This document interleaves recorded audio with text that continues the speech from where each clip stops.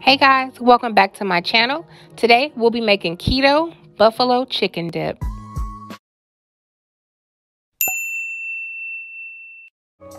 Okay, so we're going to start off with our crock pot and our cleaned chicken out of the pack. You are more than welcome to use any amount of chicken breast that you want.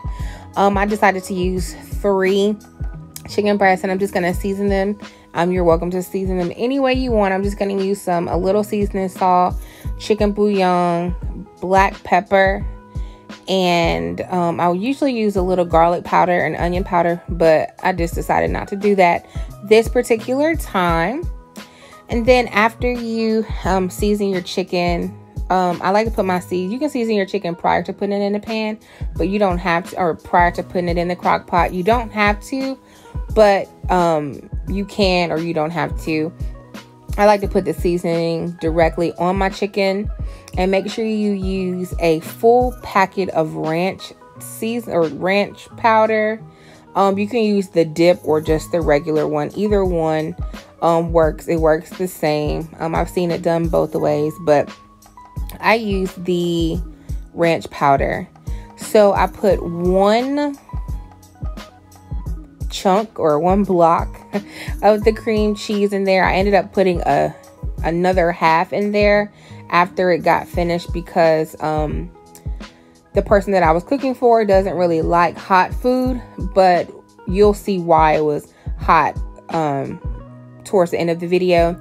So I ended up adding another half of cream cheese, and I added this full jar of, or the full container of sour cream.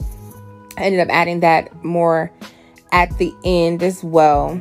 And then once you add the sour cream in, you're going to add your red hot hot sauce or wing sauce or fire sauce, whatever you want to call it. I didn't mean to add the whole thing, but I did. So that's why I had to go back and add another half of cream cheese and the rest of the sour cream because I didn't want it to be entirely too hot for her to eat. So lastly, I'll be adding a full bag of mozzarella cheese because it gives it this next level flavor type thing. I've seen some people add Parmesan, but I don't like the Parmesan because it is too strong.